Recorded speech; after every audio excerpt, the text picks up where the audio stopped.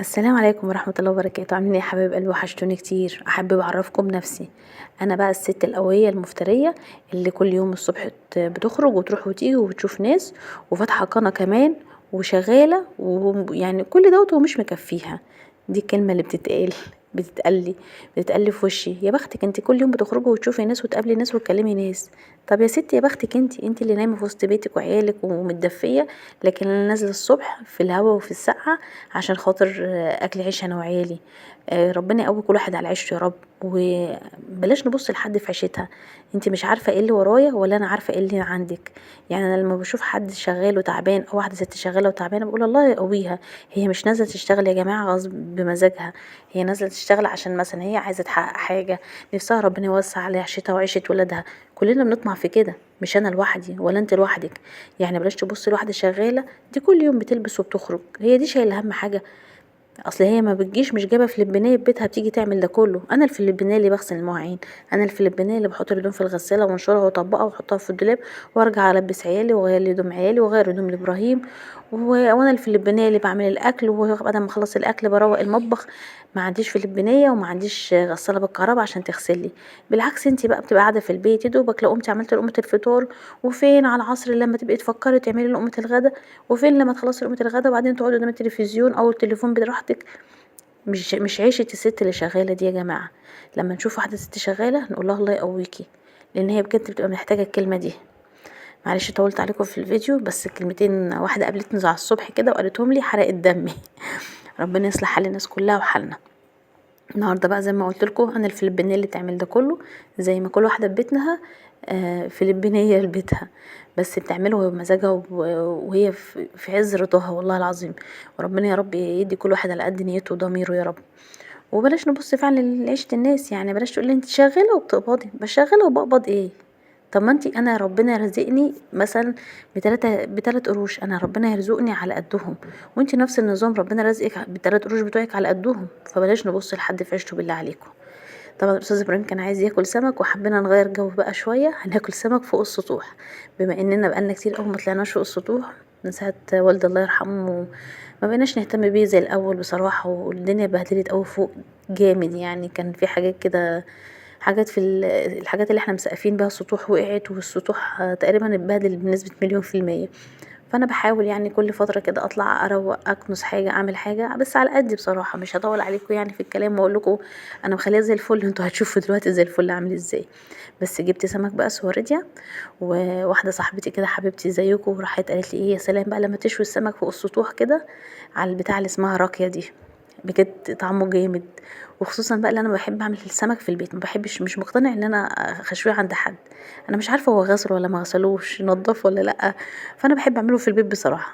يعني بصوا غاويه تعب، يعني ما مشويه بره وخلاص زي الست الهانم اللي بتشويه ويجي لها الحاجه جاهزه لحد عندها وهي قاعده في البيت مربعه ايديها في الدفا. انا غاويه تعب ومرمطه. بس ربنا يجعله في ميزان حسناتي وحسنات كل واحده بتتعب في بيتها وعيالها يا رب. واليومين الجايين دول ايام امتحانات يا جماعه، ادعوا لي بالله عليكم يعني، ادعوا لي ربنا يكرمني ويوفقني السنه دي مع بناتي يا رب، وانتوا يا رب كل واحده تعبانه مع عيالها، مش عشان خاطر عيالكم، عشان خاطر احنا اللي دمنا محروق. والله العظيم احنا اللي تعبانه دمنا محروق وتعبانين. المهم انا جبت بقى الخلطه اللي هي بتاعت اسمها تقريبا هاينز ديت او ويلز حلوه قوي مع السمك. انا جربتها في البشاميل وجربتها كمان مع السمك، وجربتها في الكفته. هبقى اوريكم مره عملت كفته بيها تحفه بجد، يعني شغل فاخر من الاخر. بعد ما نضفنا السمك ورحت حشيته بالخلطه، حطيت طبعا فصين توم حلوين على قرنين فلفل وحبه خضره كده، ورحت بقى جايبه الخلطه دي حطيتها عليها ورحت متبله السمك. وبعد ما تبلت السمك من جوه رحت رشيت عليه عشان خاطر يديله التتبيله بتاعته والتست بتاعته يبقى طعمه حلو كده. بما ان انا قلت لكم بقى انا هشوي خلاص. وهنا عملت الرز، طبعا كلكم اساتذه فيه، رز ببصل، ورحت جايبه له معلقه كركم كده اصفر. بس في واحده صاحبتي برضو قالت لي لما نعمل الرز بالكركم ده نحط الكركم على الزيت ونقلبه كويس وبعد كده نحط الرز عليه. انا حطيت الميه الاول، انا عكست. هبقى اجرب المره دي معاكم، والمره الجايه ان شاء الله نجربه مع بعضنا. بصوا بقى هنا كده السمك، عشان انا قلت لكم انا هشويه وانا مش عارفه النار اللي فوق دي هتبقى عامله ازاي يعني، فروحت مقطعه السمك كده عشان هو ما شاء الله كبير. بصوا التتبيله اهو، هي اسمها ويلز تقريبا تبلته كويس ورحت بقى هطلع محمد ربنا كرمه وعمل لي فيشه للسطوح. وطبعا الاستاذ ابراهيم ما تتفاجئوش بالله عليكم من منظر السطوح، والله العظيم ابويا كان عامله كان حلو قوي. دي المرجحه بتاعت ابويا اللي كان عاملها لنا. بصوا الله يرحمه، قروا له الفاتحه بقى وافتكروه بالرحمه كده.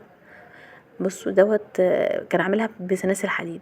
دي باب الشقه يعتبر عندي كده، وانا بقى كنست الحته دي، هي الحته دي تقريبا اللي نطفت في السطوح كله، مش عارفه يعني كنستها وتعبت بقى، قلت خلاص انا جايه من الشغل تعبانه يا جدعان، هو جايه من الشغل اللي انا كل يوم بخرج واشوف ناس، يا اختي تعالي خدي الناس، يا اختي تعالي خديهم.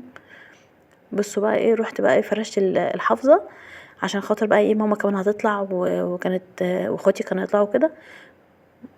بصوا دي بقى الشوايه اللي هي الصاج بتبقى موجوده بيعملوها، تبقى بتتباع جاهزه هي كده. واستاذ ابراهيم قال لي انا مش عايزه اكل سمك، انا عايزه اكل رنجه. فجبت له رنجايه، بصوا ماسكها ازاي، واقسم بالله لو امه ما يحضنها الحضن ده. ولعت كده وكان ما شاء الله يعني ما اقولكوش على كميه البوص اللي عندنا في السطوح بتاع العريشه اللي هي في السطوح دي، بقيت اكسر واحط واولع فيها. يعني امي بتقولي انت كده هتنضفي يعني مرتين تلاته كده نطلع نولع في السطوح هنلاقي الدنيا زي الفل اهو. وكان بقى عارفين ان انتوا زمان كان في الكرتون بتاع الرنجة، العلب الرنجة اللي كانت الخشبة اهي شايفينها، مش عارفة ابويا كان بيعينها ليه والله العظيم، كان عنده امل ان احنا هنولع في يوم من الايام. ولعت بيها بقى كده. بصوا ما اقولكوش شغل فاخر من الاخر، انا اول مرة اكل سمك حلو كده، عجبني بجد طعمه قوي، جربوه مش هتندموا. والسلام عليكم. ويا سلام بقى عليها وهي مشوية كده. وكمان جبت الرنجات بتاعت استاذ ابراهيم عشان ما زعلوش. ولو انتوا بقى وصلتوا معايا لحد هنا في الفيديو متنسوش تدعوا لي دعوة حلوة وتقولوا لي كومنت حلو زيكم كده، وادعوا لي ربنا يكرمني في القناة ويرزقني رزق حلال طيب يا رب. واشوفكم على خير.